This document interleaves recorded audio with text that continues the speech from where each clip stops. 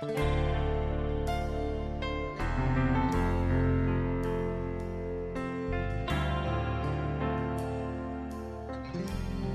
sábado, meu querido amigo, meu querido irmão que está assistindo esse resumo da lição da Escola Sabatina aqui para o distrito de Nova Itapeva e para os amigos que também vão assistir de outros distritos. Gente, eu estou aqui na minha bagunça, aqui no escritório. E foi proposital eu estar gravando aqui, por quê? Porque eu queria falar um pouquinho de vários livros que eu tenho. Já li boa parte deles. Nesse exato momento, para vocês terem uma noção, eu estou lendo tudo isso aqui que vocês possam imaginar. Eu tenho uma metodologia de leituras e eu estou lendo a cada 3 meses tudo isso aqui que vocês estão vendo aqui. É bom você ler. Eu tenho o hábito de leitura, eu amo ganhar livros. Já falei isso até no púlpito algumas vezes. Cada vez que você lê um livro, você descobre outros mundos, você descobre outras fontes, enfim, você entra literalmente em outro universo do conhecimento. É muito bom.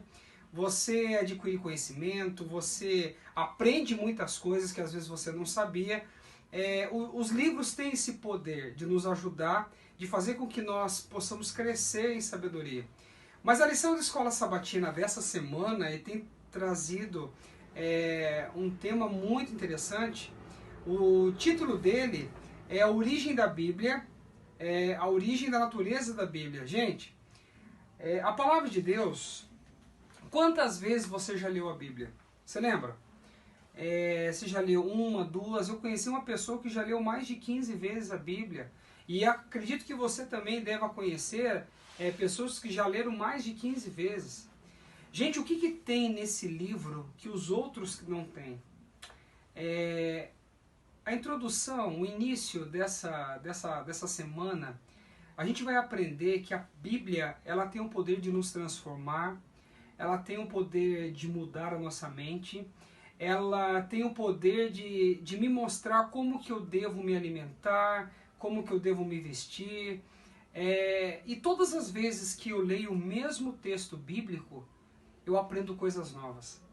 É interessante que a Bíblia realmente é um livro diferenciado dos demais.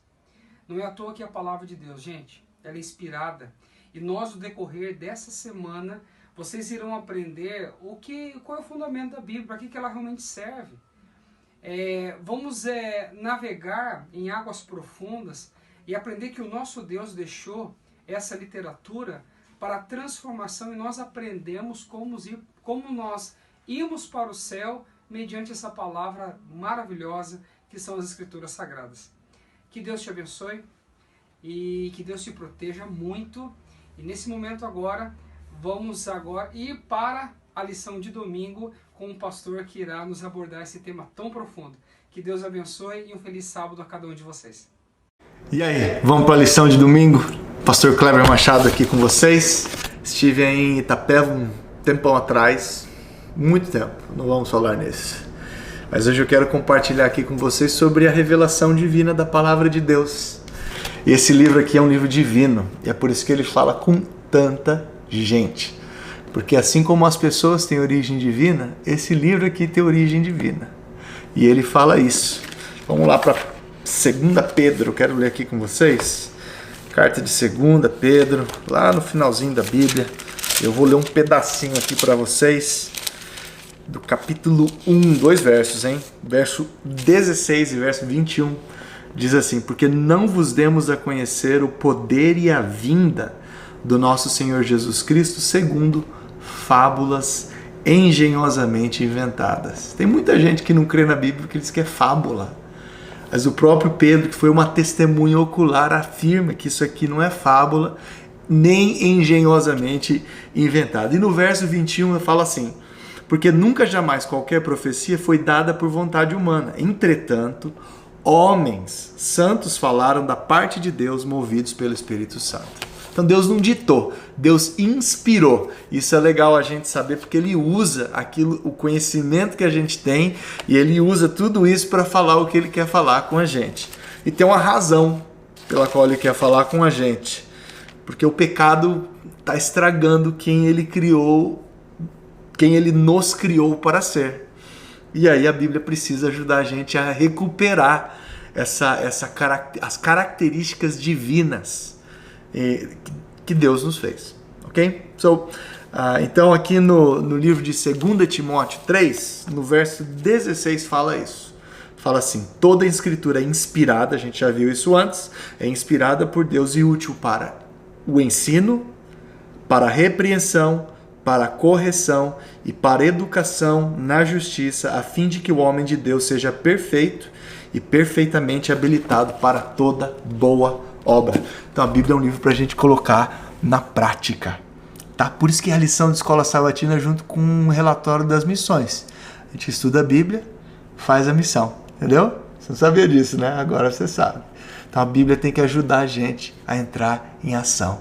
Por isso que esse livro é tão maravilhoso. Deus te abençoe, que você entre em ação, coloca na prática, gente. Um abraço. Itapeva, que bom poder nesse momento partilhar um pouco da palavra de Deus com vocês, né? Nesse momento de turbulência que nós estamos tendo no mundo, no que diz respeito à dificuldade de interagirmos entre irmãos e estarmos cultuando, mas podemos tirar lições boas disso. Estando em casa, nós temos, quem sabe, mais tempo de estar aprendendo, buscando mais a palavra de Deus através da Bíblia, através dos livros do Espírito de Profecia, através do estudo da lição da escola sabatina, que é muito importante.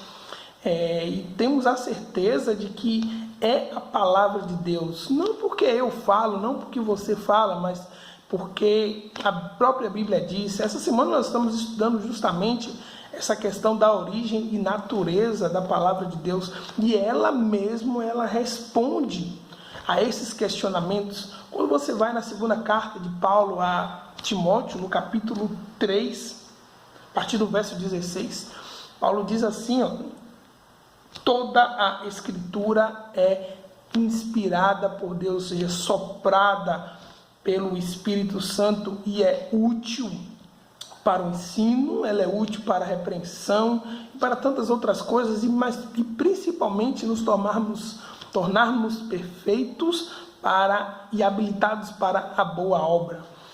Temos a certeza de que é a palavra de Deus, porque ela mesmo diz. Quando a gente vai também na carta de Pedro deixa bem claro, olha, isso tudo que foi escrito por mim, pelos profetas, veja só, não é algo de elucidação humana. Aqui na segunda carta dele, ele diz isso. Não foi simplesmente ideias de homens que foram escritas aqui, mas vieram da parte de Deus. No verso 21, principalmente, ele diz, olha, nunca, jamais, qualquer profecia foi dada por vontade humana. Entretanto, homens santos falaram da parte de Deus, movidos, veja bem, movidos pelo Espírito Santo. Estudando um pouco da lição da Escola Sabatina essa semana, eu me deparei com um texto de um artigo desse livro aqui, Interpretando as Escrituras, um livro muito bom, aconselho vocês a terem nas suas casas. O autor, Richard Davidson, ele diz o seguinte, olha, um estudo mais atento, ele fala, dos escritos bíblicos confirma que o Espírito Santo não cerceia a liberdade, nem suprime a personalidade e também não destrói a individualidade, ou seja, as pessoas que escreveram imprimiram ali um pouco da sua personalidade, da sua individualidade. Mas ele diz o seguinte, olha, as escrituras dependeram em algumas situações de pesquisas humanas, como no caso de Lucas, de experiências de vida, como no caso de Moisés, e também ele fala de diferentes perspectivas, como no caso do Evangelho. Mas ele diz o seguinte, olha, no entanto, mediante a inspiração, o Espírito Santo influenciou os escritores bíblicos, guiando-lhes a mente no que deviam falar e escrever, a fim de que apresentassem não a sua interpretação particular, veja bem, mas a plena e confiante palavra de Deus, a confirmada palavra profética. Esse é o desejo de Deus para mim e para você, que estudemos a cada dia mais a vontade dele, palavra de Deus, que foi deixada para mim e para você. Deus fala contigo, Deus fala comigo em todos os momentos. Olá, juventude da Igreja do Parque Cimentolândia, tudo bem? Como é que vai a vida aí de presos em casa? Assim como vocês, eu também estou preso em casa, aguardando o momento em que nós poderemos sair para retomar as nossas vidas, né? Mas é uma alegria eu poder participar dessa lição com vocês. Creio que vocês não estarão juntos, mas vocês estarão aí em alguma rede, algum sistema que os possibilite de estarem juntos conversando sobre a lição. O Paulinho pediu para mim falar um pouquinho a respeito da lição de terça-feira, a respeito então da escrita de Deus, né? Por que Deus mandou os seres humanos escreverem as coisas? Você sabe que no antigo Israel existia uma tradição chamada tradição oral. Essa tradição era uma tradição onde o pai ensinava o filho a respeito da lei, e isso passava de geração em geração, né? Mas você imagina a dificuldade que isso tem para transmitir de maneira correta todos os princípios. Tanto é que depois da passagem do momento aí da tradição oral, ainda existia um pouco à frente, após, claro, a questão da lei, né? A questão da escrita da lei, dos 10 mandamentos e tal. Mas era muito complicado essa questão da passagem de conhecimento de Deus de pai para filho. Então, Deus pediu para que eles, necessariamente os escritores, as pessoas inspiradas por Deus, escrevessem essas palavras. Era necessário escrever para que isso passasse de forma segura de geração em geração. Agora, você imagina como é que os princípios de Deus, como é que a lei de Deus, como é que a vontade de Deus chegaria até nós, se não fosse através da escrita, através da Bíblia, que foi escrita num período aí de 1500 anos e depois fechada num cânon bíblico, né? Seria muito complicado a gente saber desses princípios da vontade de Deus se não tivéssemos realmente a palavra escrita. Portanto, valorize a sua Bíblia, leia, preste atenção nos ensinamentos e pratique esses ensinamentos. Vale muito a pena. A todos, que a paz do nosso Senhor Jesus esteja com cada um de nós. Fico feliz em gravar esse vídeo. Me chamo Francisco, sou ancião da Igreja Central aqui de Itapeva, São Paulo. E nós temos por objetivo aqui dar continuidade nos estudos da Escola Sabatina. Nós estamos no segundo trimestre de 2020, que tem como tema principal como interpretar as Escrituras. E me foi designada a lição de quarta-feira, dia 8 de abril, que faz um paralelo entre Cristo e as Escrituras. E é um paralelo bem pertinente, porque a Bíblia, eu costumo dizer que é o nosso manual de vida. Assim como Deus é o nosso Criador, Ele deixou assim a sua palavra para que nós também pudéssemos viver em conformidade com o que Ele tem por plano para nós, seres humanos. E nós sabemos que Ele, sendo um Deus de amor, Ele quer o melhor para nós, seus filhos. Ele até nos deu o privilégio de sermos chamados filhos, né? De termos essa designação como filhos de Deus. Isso é um privilégio sem dúvida. Interessante que desde o Antigo Testamento até o Novo Testamento, a Bíblia como um todo, ela revela Jesus. No Antigo Testamento existem vários textos que trazem a ideia da vinda de um Messias. Mas algo que me chama muita atenção é a doutrina, e é uma doutrina muito importante para nós cristãos, que é a doutrina do santuário. Quando Deus ordenou a Moisés a criação de um santuário aqui na terra, em conformidade com o santuário que existia no céu, foi exatamente, teve ali vários objetivos a criação desse santuário.